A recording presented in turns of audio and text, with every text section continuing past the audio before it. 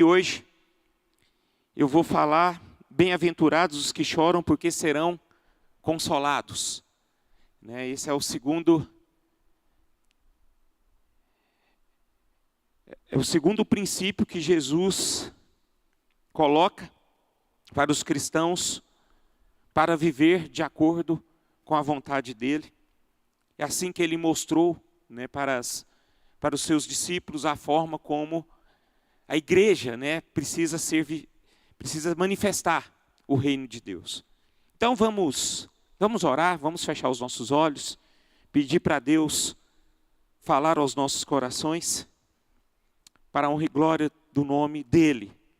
Senhor, eu quero, diante da Tua presença, apresentar esta palavra ao Senhor e clamar a Ti, Senhor, por intermédio do Espírito Santo do Senhor.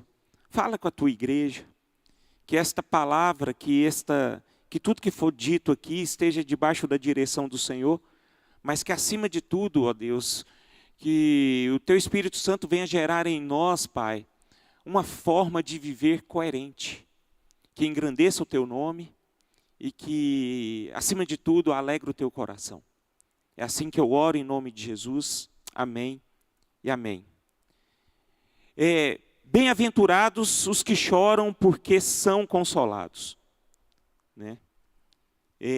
Eu, particularmente, eu gosto de ler muito essas porções, que é o capítulo 5, 6 e 7, porque, de fato, tudo que Jesus está ensinando aos seus discípulos, essas porções aqui me confrontam muito.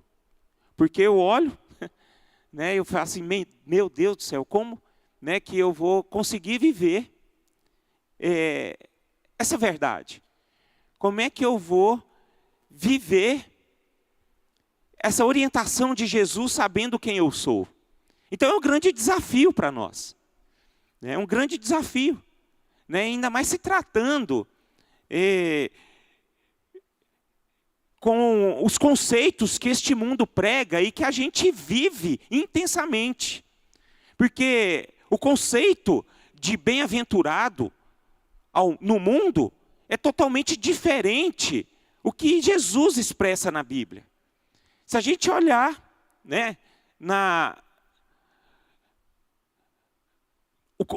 pelo conceito do mundo, a pessoa bem-aventurada, a pessoa que é feliz, é aquela pessoa que conquista as coisas. Aquela pessoa que é bem relacionada, aquela pessoa que é respeitada. E nesse mundo, para as pessoas ganharem as coisas, para este mundo as pessoas serem respeitadas pelas pessoas, ela tem que fazer muita coisa pelas quais não agrada o coração de Deus. Muitas vezes as pessoas, para conquistar algo, ela passa por cima de tudo e de todos. As pessoas são injustas. As pessoas são incoerentes. As pessoas são falsas. As pessoas são manipuladoras. As pessoas são arrogantes. Elas são egoístas. Essas pessoas que agem dessa forma, que é um monte de gente, são muito bem relacionadas ali fora. Elas recebem aplausos. Elas são respeitadas. Elas são defendidas por muitas pessoas. Pessoas que praticam injustiça, elas são respeitadas, elas recebem honra por outras pessoas. Esse é o mundo que nós vivemos. Esse é o mundo que nós vivemos. E nós estamos inseridos todos os dias neste mundo. E eu creio que eu estou falando aqui não é novidade para vocês. Eu creio que vocês conseguem observar e ver e vivenciar isso todos os dias. Quem é que já não foi injustiçado aqui, irmãos? Quem é que já não foi atropelado aqui por pessoas? Muitos de nós. Aí Jesus vem e diz para os seus discípulos: bem-aventurados os que choram, porque serão consolados. Bem-aventurados os humildes de espírito, porque deles é o reino dos céus. Aí eu fico me perguntando, gente, bem-aventurados, né? O que Jesus está querendo dizer nessa primeira expressão, bem-aventurados? Meus irmãos, Jesus vem demonstrar aqui uma pirâmide invertida em relação ao mundo, para o cristão viver. Então ele distorce todo um conceito mundano e mostra para os seus discípulos a forma como seus discípulos devem viver. Aí ele chama essas pessoas de bem-aventurados. Então, felizes. A pessoa que quer ser feliz é a pessoa que deve viver a forma como ele está direcionando a viver. Então Jesus, ele mostra aqui, nada mais, nada menos do que 8 condutas essenciais para nós cristãos vivermos neste mundo caótico. E a gente pergunta, será que é possível viver isso? Será que é possível? Né? Porque de certa forma nós estamos inseridos neste mundo. De certa forma, se nós formos aquelas pessoas inocentes, pessoas bobas, as pessoas vão nos atropelar. Mas eu quero dizer algo muito interessante para vocês. É possível viver. É possível viver o que Jesus está relacionando nesta palavra. Não por nosso mérito, mas pela graça de Deus.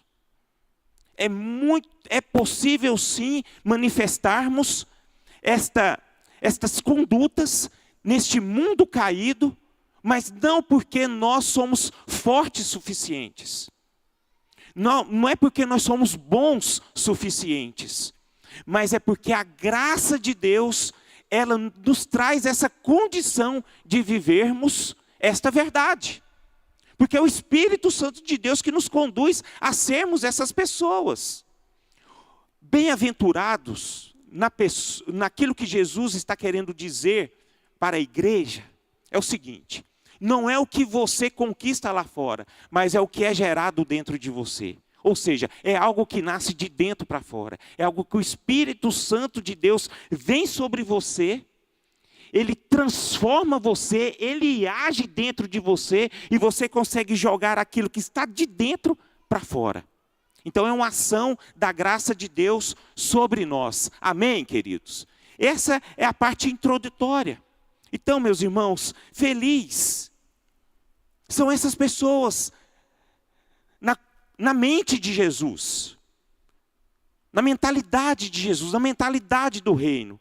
Feliz é aquele que nada ostenta diante de Deus, por ser pobre. Foi o que o pastor Robson disse. Ser feliz é aquele que chega diante de Deus como uma pessoa miserável, que não tem mérito nenhum, que está carente, que está destituído, que se não fosse ele não tinha como viver. Ele estava condenado. E da mesma forma, é assim que deve ser vivido nos dias de hoje. Feliz é aquele homem que chega diante de Deus e reconhece que ele é um trapo de imundície, que ele não é nada, que ele é totalmente dependente da graça de Deus, que sem Deus a gente não consegue viver, que nós dependemos de Deus para sermos transformados. Essa é uma das questões. Jesus está querendo dizer que feliz é aquele que abre mão dos seus direitos, em vez de oprimir aqueles que reivindicam até direitos que não têm. Feliz é aquele que abre mão ao necessitado e que não explora ninguém para enriquecer-se. É isso que Jesus está expressando para os seus discípulos. E olha que os seus discípulos, naquele tempo, estavam vivendo um período terrível, irmãos. Como nós, nesse tempo de hoje. O Império Romano era sarcástico. Era terrível, perseguição generalizada. O povo vivia à base da miséria. Então, irmãos, Jesus diz, feliz é o que ama e que pratica justiça e não leva vantagem de ninguém. Feliz é aquele que busca santidade. Feliz é aquele que chora, mas não por motivos emocionais, carnais, mas é aquele que chora por conta da sua condição. Na hora que ele reconhece quem ele é, ele chora diante de Deus, dizendo: Senhor, tem misericórdia de mim. Se não for a sua graça, eu estou perdido. É isso que Jesus está expressando. Jesus vem e diz para os seus discípulos: feliz é aquele que é perseguido por causa da justiça. Feliz é aquele que é perseguido por causa da justiça. E é melhor do que fazer justiça e pousar de bonzinho na sociedade. É melhor. Então, irmãos, isso que Jesus está jogando na mesa, colocando na mesa a sua conduta. E nós olhamos e ficamos, de certo modo, às vezes até assustados. Mas não, a gente não pode assustar. A gente tem que colocar no nosso coração que sim, nós somos bem-aventurados. Por quê? Porque nós temos uma graça que nos acompanha, que inunda os nossos corações e que nos faz pessoas mais do que vencedores. Amém por isso, irmãos? Então, eu queria aqui falar a respeito de... É porque essas bem-aventuranças aqui, ela vai mudando o sentido. O primeiro sentido aqui, que é no bem-aventurados os humildes de espírito e bem-aventurados os que choram,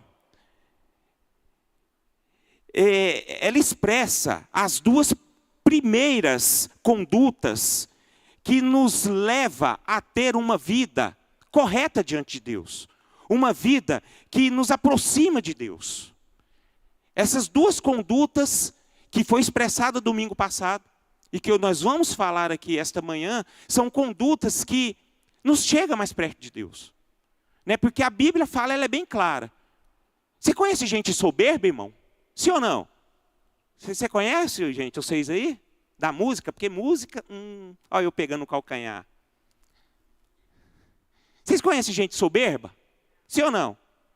Não conhece, outros conhecem. Mas a Bíblia diz que Deus resiste aos soberbos e dá graça aos humildes. Então são essas questões. Então o soberbo, cara, não tem como chegar perto de Deus. Ele não consegue ter intimidade com o Senhor. Porque o soberbo ele não reconhece.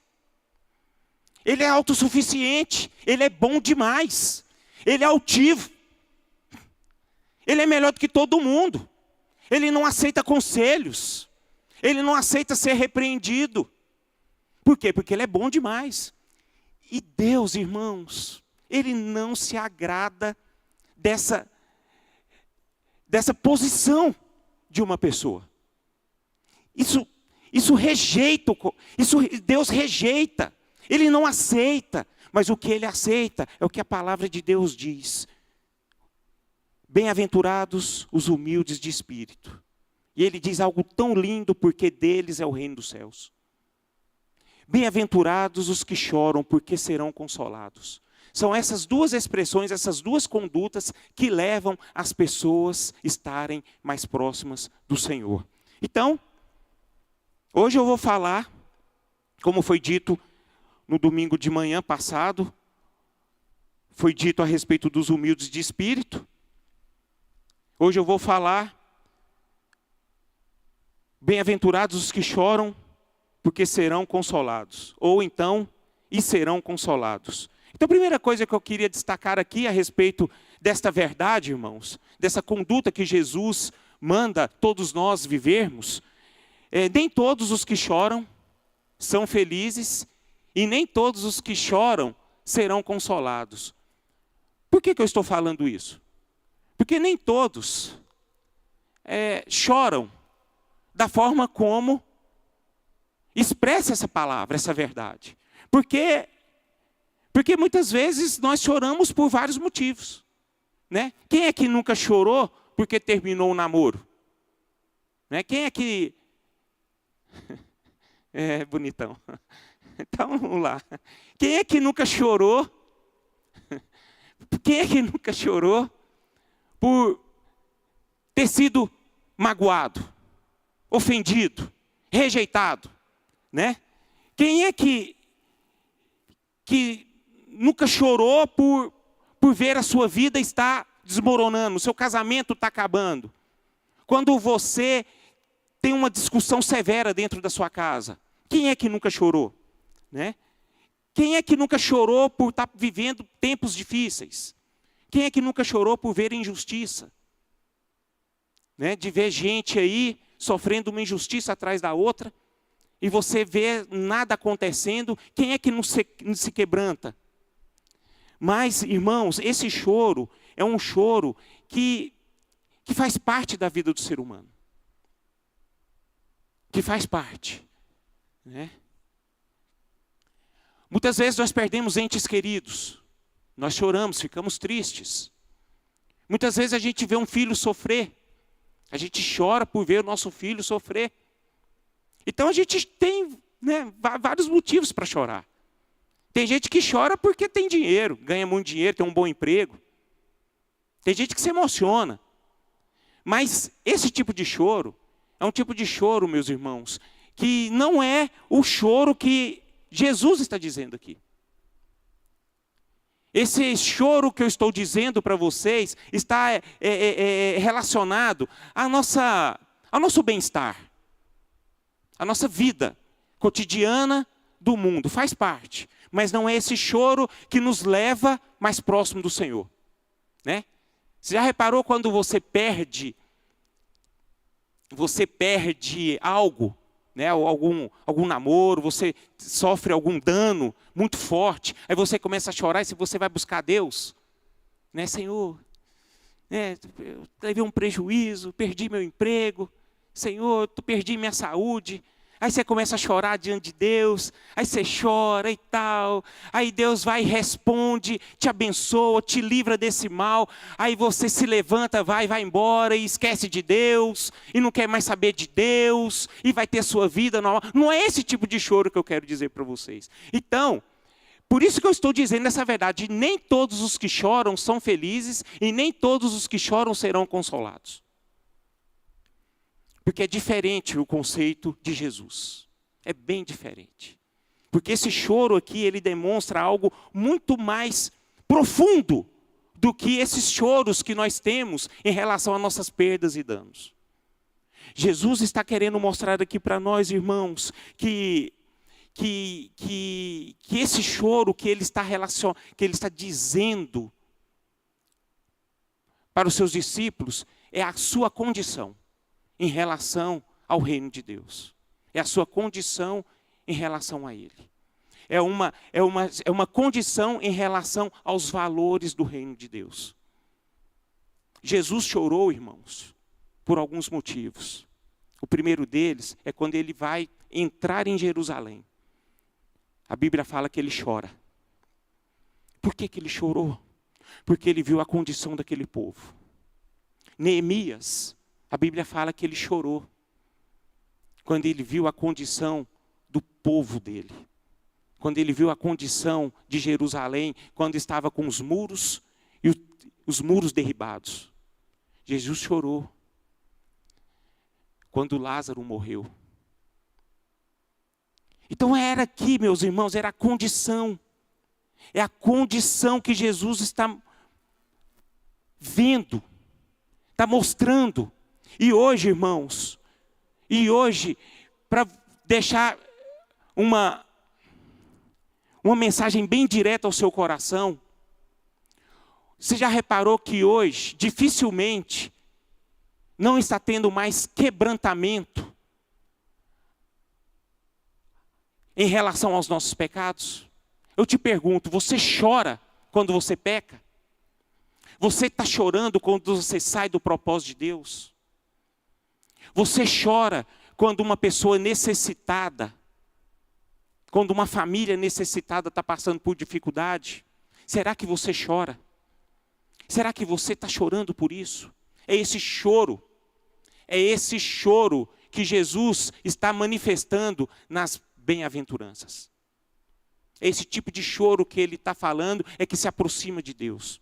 É quando você coloca a sua vida como uma pessoa que é pecadora, que você peca todo dia, e que você se arrepende do seu mal, e que você volta aos pés de Jesus. Agora, o grande problema é que nós vivemos numa geração, irmãos, que não está nem aí pelo pecado mais. Essa que é a grande questão. Eu vou estar levando para os dias atuais.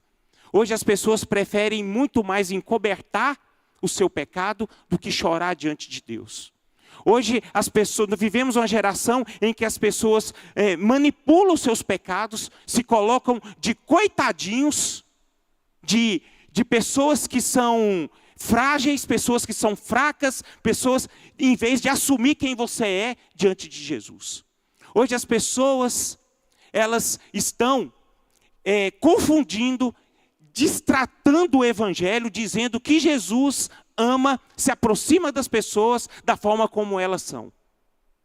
Vou consertar aqui. Não é que Jesus, irmão, se afasta de nós. É nós que nos afastamos do Senhor quando nós pecamos. Porque Jesus nunca se afasta.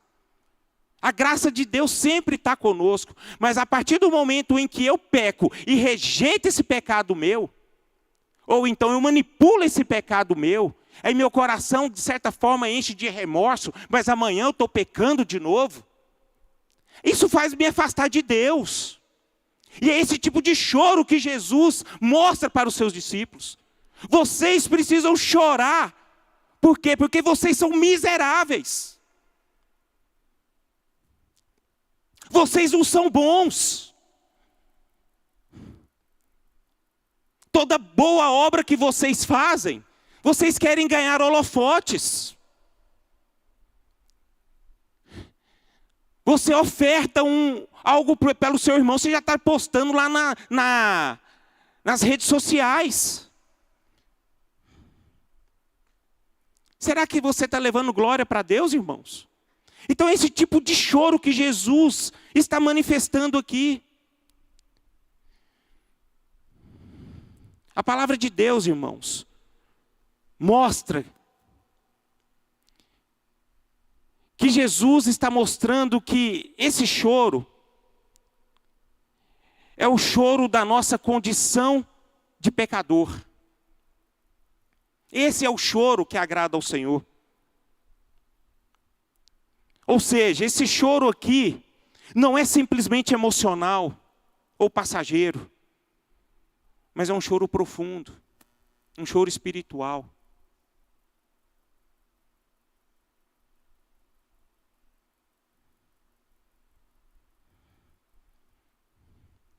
Esse tipo de choro que Jesus fala para a gente se apresentar. É um choro de ver uma pessoa, um moribundo, encostado ali no canto, onde os sacerdotes não estão nem aí, mas chega um samaritano e ajuda eles.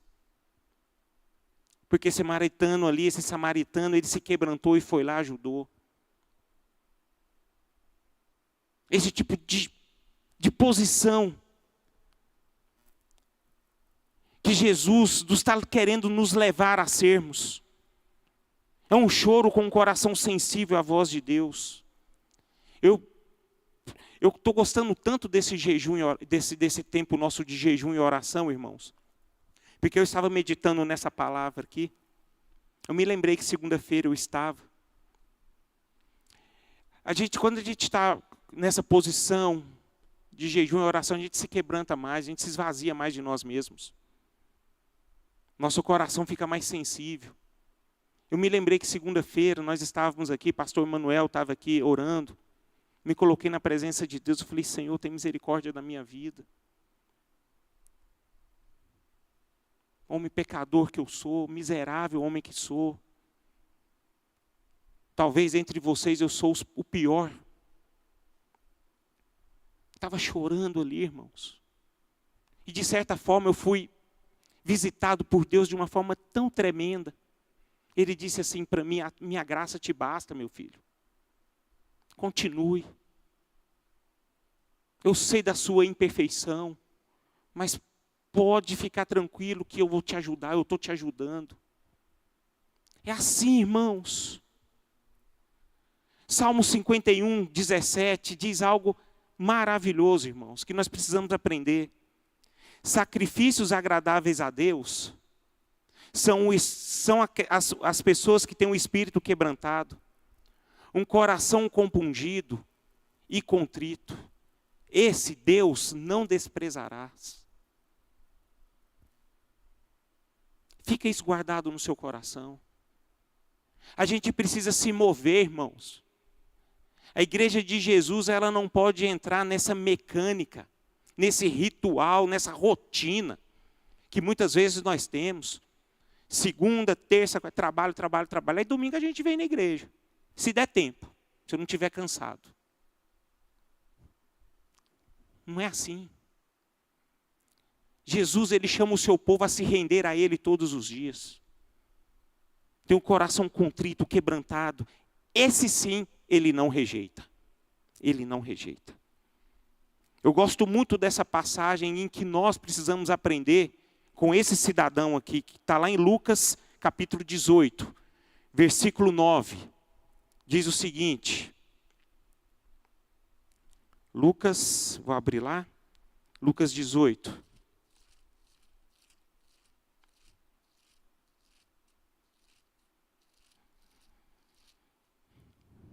Versículo 9. Propôs também, isso aí Jesus dizendo, queridos. Propôs também esta parábola a alguns que confiavam em si mesmos. Olha aí. Você reparou que muitas coisas têm muito a ver conosco? Né? Propôs também esta parábola a alguns que confiam em si mesmo. Então isso aqui vale para nós, irmãos. Por se considerarem justos e desprezavam os outros. Aí ele diz no versículo 10. 2 homens subiram ao templo com o propósito de orar. Um fariseu e o outro publicano. O fariseu, posto em pé, orava de si, para si mesmo, desta forma: ó Deus, graças te dou, porque não sou como os demais homens. Olha ele fazendo comparação. Roubadores, injustos e adúlteros. Nem ainda como este publicano. Ainda olhou para o publicano. Ele olhou o irmãozinho lá que estava lá do lado, lá, ainda olhou julgando o cara. Aí vem o versículo 12, ele ainda continua dizendo: jejuo 2 vezes por semana e dou o dízimo de tudo quanto ganho. Mas o versículo 13 diz o seguinte: o publicano, estando em pé, longe, não ousava nem ainda levantar os olhos ao céu, mas batia no peito dizendo: ó Deus, sê propício a mim, pecador. Está vendo a diferença? Está vendo a diferença? Está vendo o tanto que essa palavra precisa ser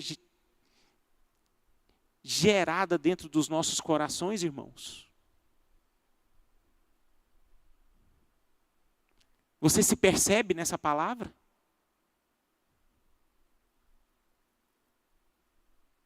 Será que nós agimos como este publicano? Senhor, ser propício a mim, pecador. Ou seja, Senhor, tem misericórdia de mim. Senhor, mude o meu coração. Senhor, me ajude a me esvaziar. Me perdoa, Senhor. Ser propício a mim. É esse choro, irmãos, que eu estou falando esta manhã.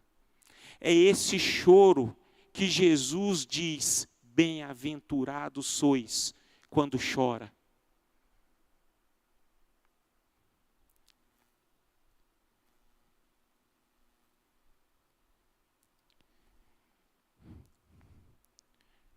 Não estou falando que é errado você chorar por outros motivos. Mas o principal choro tem que ser esse. Terceira coisa que eu gostaria de dizer. O choro pelo pecado é o melhor uso que podemos fazer de nossas lágrimas. Ah, irmãos.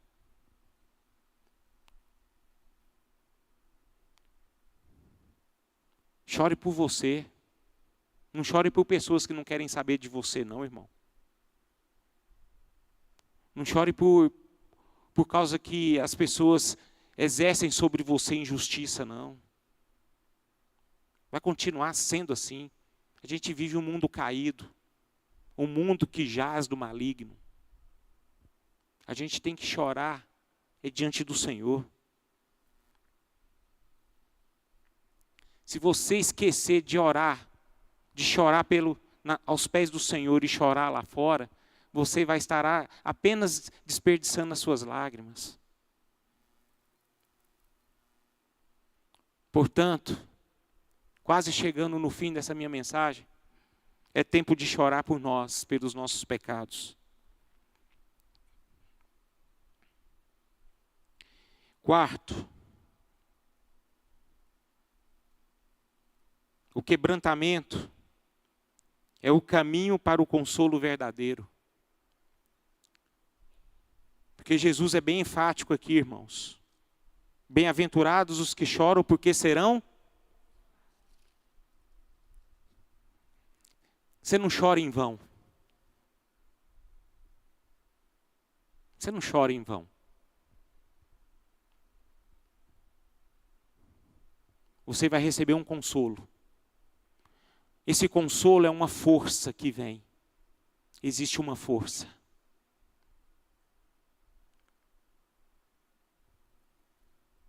Existe uma força que vem do Senhor.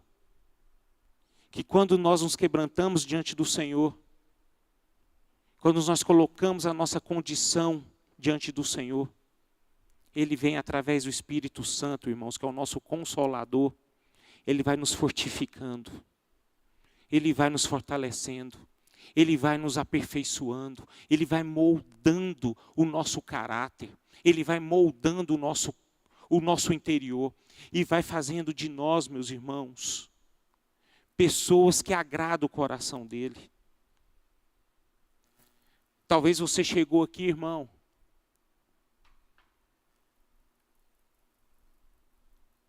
por vários motivos para chorar. Talvez você tenha vários motivos para chorar.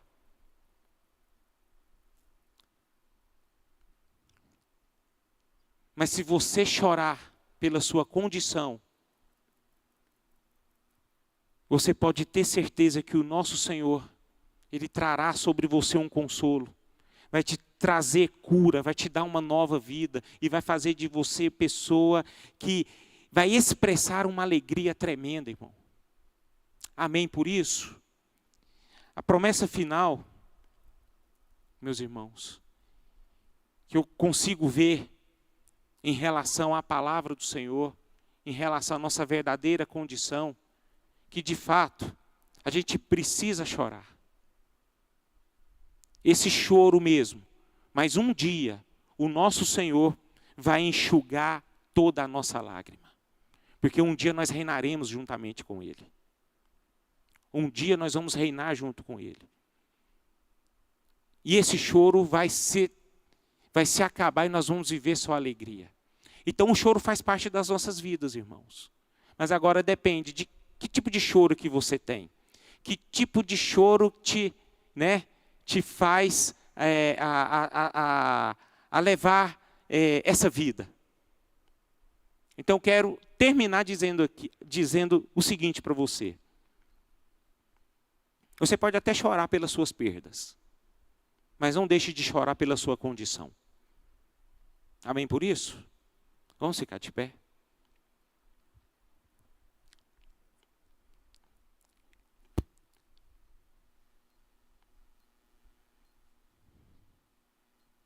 A Bíblia fala que Deus enxugará toda a lágrima.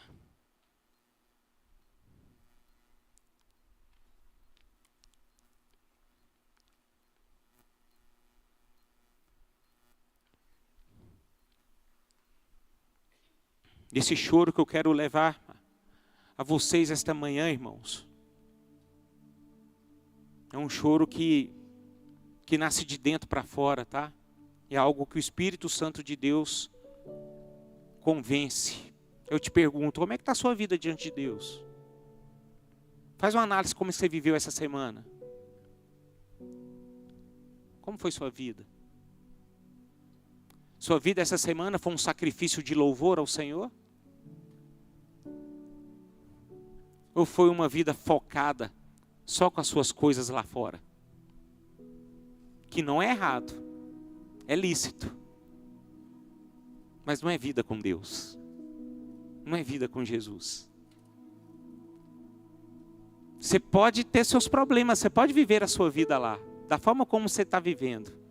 Mas eu quero te chamar para você ter uma vida lá fora, quebrantado nas mãos do Senhor. Aí você vai ser um bem-aventurado. Então coloca a mão no seu coração. Se você está numa posição de que está vazio esta manhã, dizendo assim: Senhor, miserável pessoa que sou, eis-me aqui. Perdoa os meus pecados. Livra-me de mim mesmo.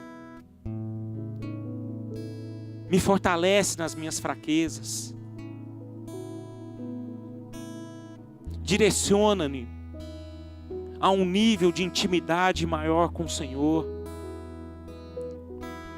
Mas faz algo dentro de mim.